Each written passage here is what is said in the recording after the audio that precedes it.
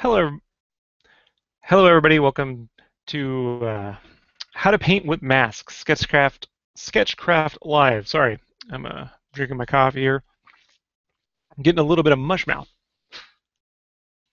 Yay, cat. So basically, what this is something I talk about a lot in the the SketchCraft digibooks, where I say to paint your shadows in using a mask. And I'm going to very quickly just show you how to set this up, and then what the end result can be over the long period of working out your art.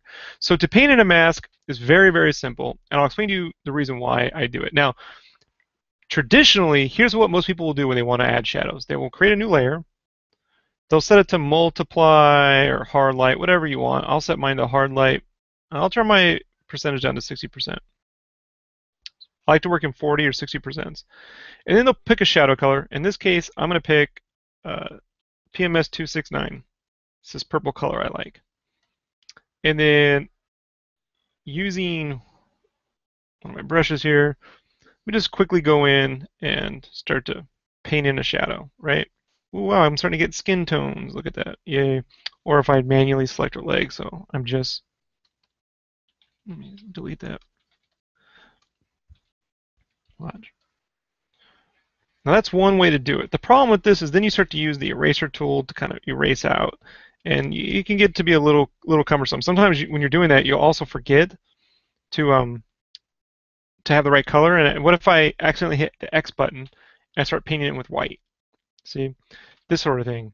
So what I prefer to do is paint with a mask. Now, how do you do that? Well, it's pretty simple. Let me set this back up to normal at 100%. The first thing you do is pick what color you want to shade with. So in this case, PMS 269. It's purple color. And then I'm going to click Shift F5, and I'm going to select to fill using the foreground color. Oh, sorry. I was only selecting her leg. Let me do that again. Right? And then I'm going to go right over here to the mask button, right? Click that mask. This creates a mask. What a mask is all you're saying to Photoshop is using just black and white or gray value.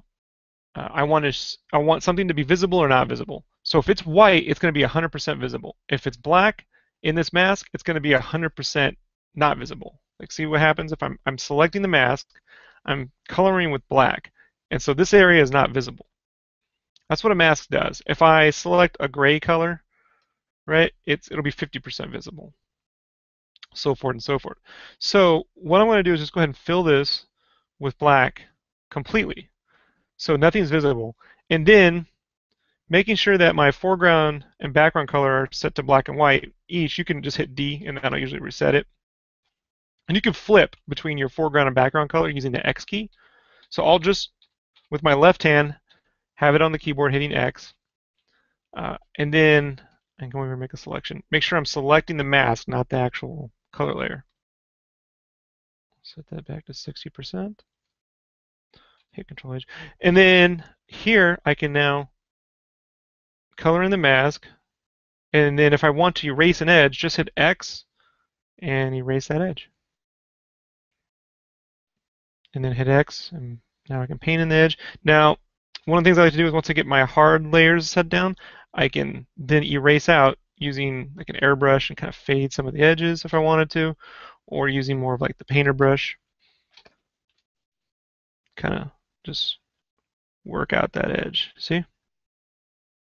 And you get a nice little sort of like faux painted edge there. And it's a lot easier than trying to like manually paint with some of these brushes that have transparencies to them. You can just sort of quickly do that hard cell shade and then just mask out the edge. And the end result of that process, you end up with something that looks like this with all the shading. See all these little highlights here? These highlights were created the same way. I filled it with the light yellow and then just manually painted them in the mask. I filled this purple with a light purple, manually filled that in with the mask. It's a very, very efficient way of working. That's it, painting with masks. If you have any questions, please leave them in the comments below or email me direct, rob@SketchCraft, that's Sketch, C-R-A-F-T, the name of the podcast.com, and I will answer everything you need. Thank you very much. Talk to you soon. Bye.